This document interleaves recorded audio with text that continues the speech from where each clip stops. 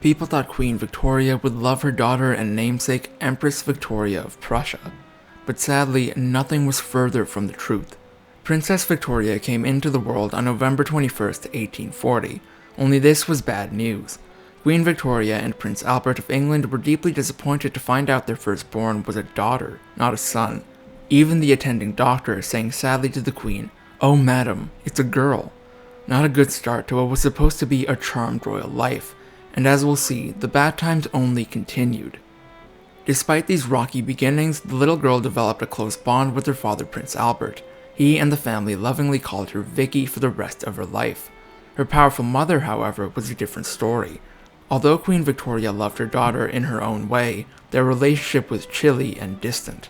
Growing up in the royal palace, Vicky had to meet excruciatingly high expectations. Not only did her parents expect her to be the perfect princess royal, they also insisted she undergo an extremely rigorous education, with her father Albert even literally writing a book on the subject of educating his heirs. Although Prince Albert and Queen Victoria had really specific ideas about how to train their children, not all of those ideas were right. The hoity-toity couple had zero clue about childhood development milestones, and the Queen once admonished the teething baby Vicky for sucking on bracelets, since she thought it meant her girl had a deficient education. With a childhood like that, it's no wonder Vicky grew into a massive overachiever. The sharp, curious girl spent most of her days learning everything from arithmetic to philosophy, and took on liberal ideas. She even started to learn French at 18 months old and German when she was 4. After all, how else was she going to please her parents? Vicky's parents also knew she had to make a stunning match on the marriage market to keep up the value of her pedigree.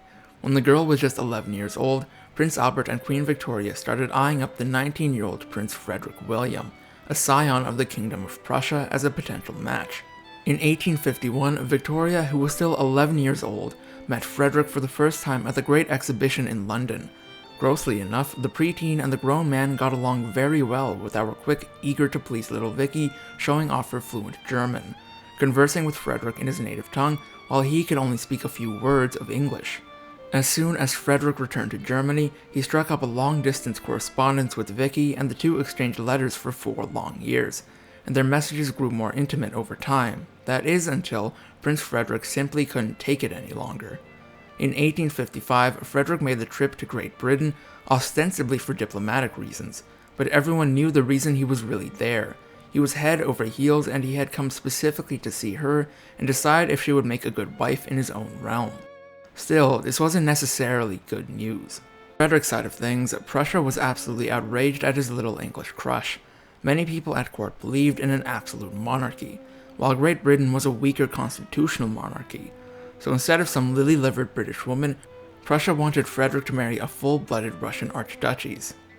This was bad enough, but when Frederick landed across the channel to visit the royal family, this Romeo and Juliet story got even more complicated. When the lovelorn Frederick visited this time, Vicky was 15 years old and slightly more acceptable as an object of marital affection. But standing at 4 feet 11 inches short and with a big round face like her mother's, the Princess Royal wasn't an ideal beauty of the era. Indeed, Queen Victoria considered her daughter's look so offensive, she worried that Frederick would get one glimpse of her and walk away.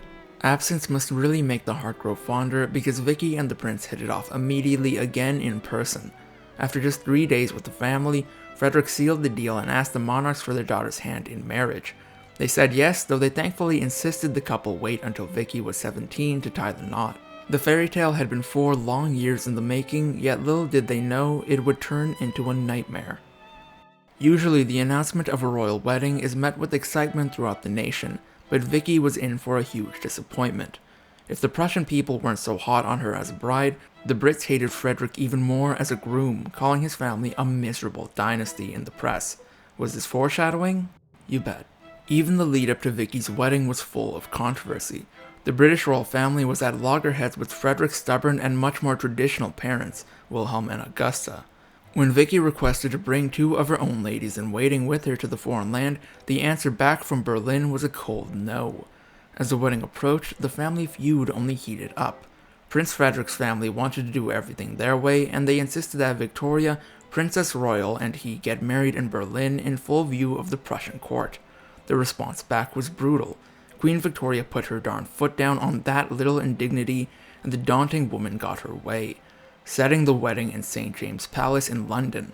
On January 25th, 1858, Frederick and Vicky finally got married, with the bride wearing a flouncing Honiton lace confection complete with an enormous 3-yard train and delicate wreaths of orange and myrtle blossoms. Once the staunchly English ceremony was over, however, Vicky whisked herself off to Berlin, and it was there her real troubles started. Frederick and Vicky were young, in love, and probably raring to kickstart a blissful honeymoon period.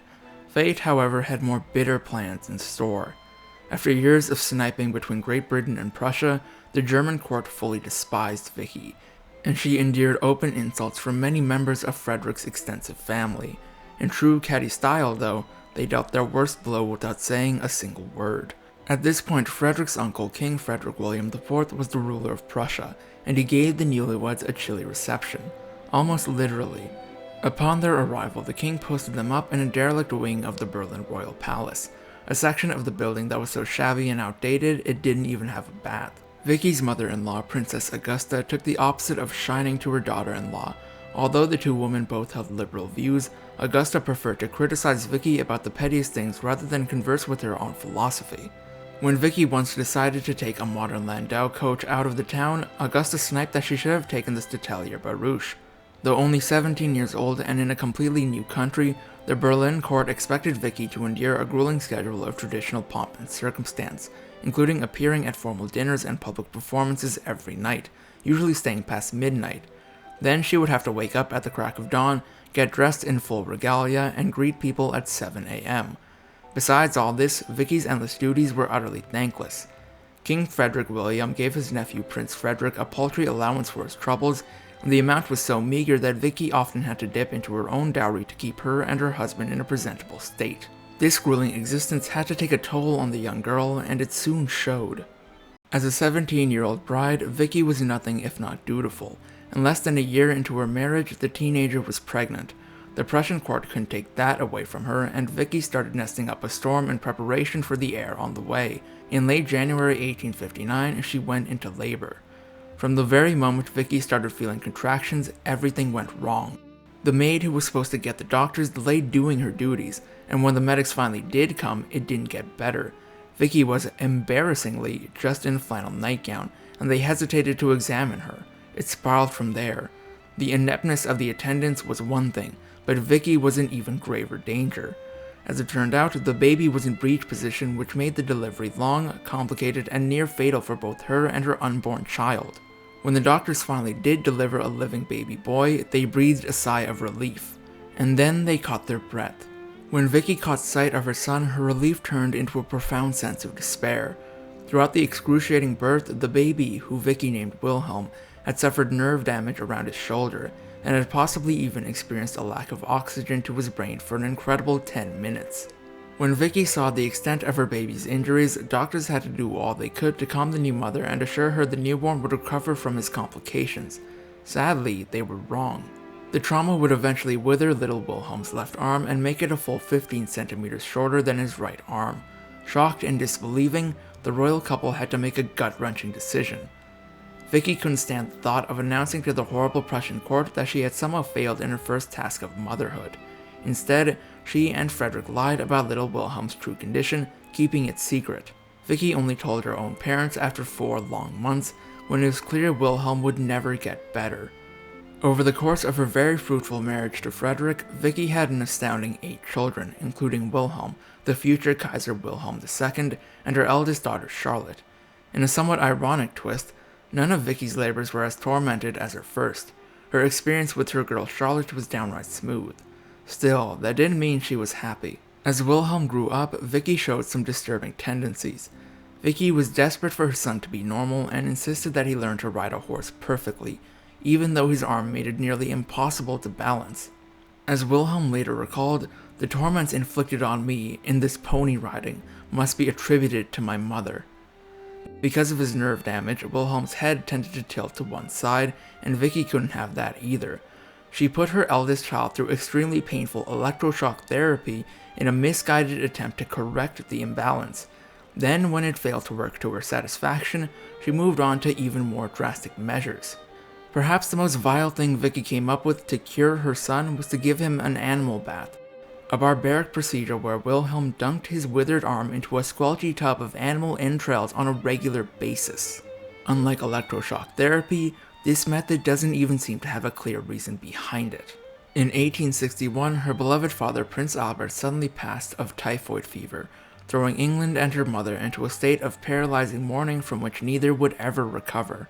Devastated, Vicky went back to the United Kingdom for the funeral and to support Queen Victoria.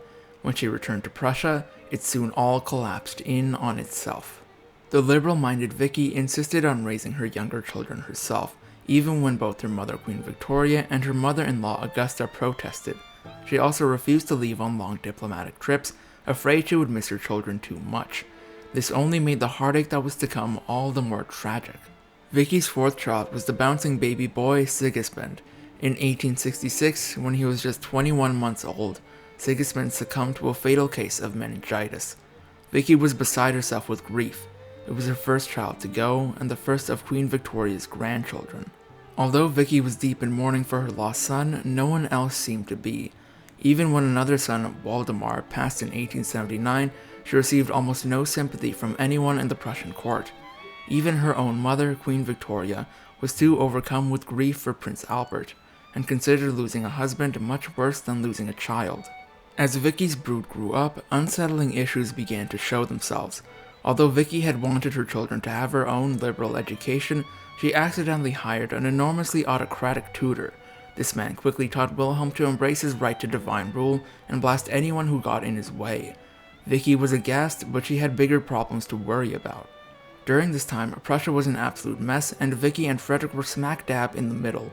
Frederick's father, now the king, nearly had to abdicate, all while the country plunged into conflict after conflict. To top it all off, hatred of Vicky was at an all-time high. Things were about to hit a breaking point, and Vicky's personal life was first on the chopping block.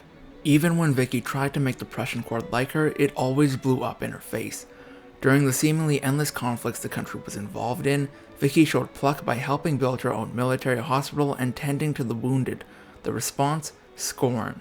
Frederick's father demanded she stop with her theater of charity. As Vicky's son Wilhelm grew into a brash militant German, the aging emperor decided to let the young whippersnapper attend public events for him. Though that sounds nice, it really wasn't. The elder ruler did it to explicitly exclude Vicky's husband Frederick from duties, even though he was next in line for the throne. Vicky could try all she wanted. The Germans were never going to like her. As time wore on, Prussia only got more autocratic in its rule, all while Vicky and Frederick clung to their rather liberal ideas about a constitutional monarchy. Then, overnight, the game got fatally dangerous. In 1887, Frederick's father, Emperor William, was an astonishing 90 years old and becoming increasingly frail. Everybody in the Prussian court knew he was going to go soon, and everybody knew Frederick was due to become king in his stead. Nobody, however, was ready to accept the reality, and they came up with a nefarious plot. As time wore on, a group of Vicky's enemies planned to bar her and Frederick from becoming emperor and empress. They would stage a coup, put Vicky's son Wilhelm on the throne, and exile her back to Britain under threat of execution if she ever returned. This never came to pass. Just as Vicky's husband Frederick came close to his rightful throne, his health started to decline, and he began to experience a strange hoarseness in his throat. By November 1887, he couldn't even speak. Eventually, doctors diagnosed him with a malignant tumor and urged him to remove it through surgery. Despite the fact that removing the tumor was Frederick's only chance for survival, both he and Vicky refused any treatment, which caused a massive explosion in their personal life. Their children were appalled, and Wilhelm even traveled to see them just to accuse his mother of being happy that Frederick was so gravely ill. Nonetheless, the royal couple didn't back down, and it created one of the most bizarre circumstances in German history. On March 9, 1888, Frederick's father, William, finally passed, officially anointing Vicky and her husband as the Empress and Emperor. Yet it was a beginning that was also an end. Frederick was so far gone at this point, and the Grim Reaper was so close. Vicky admitted that they were really just shadows ready to be replaced by her son Wilhelm.